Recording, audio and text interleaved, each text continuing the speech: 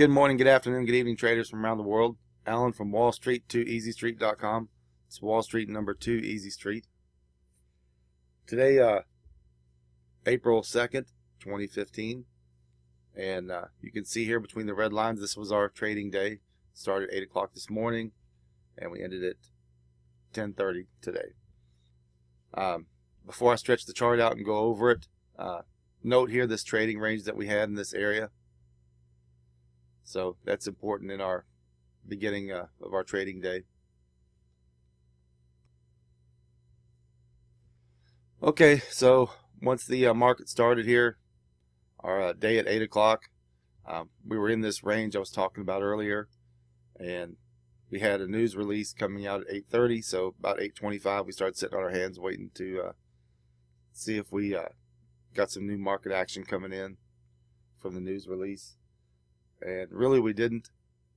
The market pretty much stayed in the range. At 8:40 this morning, we had the Fed chair Yellen, Aunt Yellen I call her. She was giving a speech somewhere, and as with any time you have a talking head, you need to be cautious about your trading, because at any given time they can say something to spook the markets, which she did. I don't know what she said. I wasn't watching her speech, but that's why anytime there's talking heads, you have to be careful and just wait. So she started talking here at 8:40, and she kind of scared the market. You can't see, I got the bar speed is below my chart that I'm recording, but the market from here to here took off really fast. Too fast to attempt to get any trades in. But then after she got done talking, we kind of formed this range. I have marked out here in the kind of bluish colored rectangle.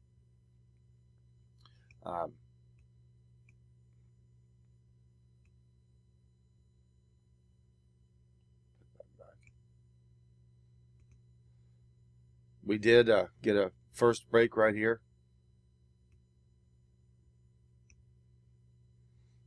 As you can see, we traveled along here, hit this top of this range. The market came up. We started getting some pressure here, build up to the upside, and had a nice break here. Was able to get a few pips on. The market then pulled back, and we were able to get in on a first break right here to grab a few more pips. And I wanted to point out, anytime you're nearing a high like this and you're taking a first break, which is risky anyway, you want to get filled. The fill would be right here. So we want to start taking profits as we come up back into this area right here. So if you're trading like, maybe you're trading 2 minis, you want to take one off the table there, take about 3 pips profit, and if not everything. So that's what I was looking for. So we took our profits. We take right here, about where this arrow is. I have pointing back here to this near-term resistance. First breaks are always risky. Then we had the U.S. equities open right here. So we had some new traders coming in. We always kind of sit back, wait, see what happens with the trend for a few minutes. And the market did continue to start pushing higher. We had a first break right here. You can see this coming down. It's kind of a sloppy looking first break on my futures chart. On my Euro-dollar Forex chart that I go over with in the trading room, it was a lot better looking first break. But this first break is too shallow, and I wanted to make sure I pointed that out. The first breaks need to be 40 to 60% of the last move. So that first break needs to come into this area really to be a valid first break. So this one was skipped. We did have a better looking first break over here, which we were able to grab a few pips on. And then short time later, of course, the market came up. It made another high, and then this is a much better looking first break here.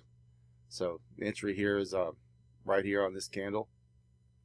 So that first break was great. That was good for the full 10 pips that we try to scalp out of right there. So then that's what you want on a first break. You want your first break to be a nice sharp pullback, lower high, lower high, lower high. Then we've got a doji candle here, and the bulls finally take over. That's a really good looking first break setup.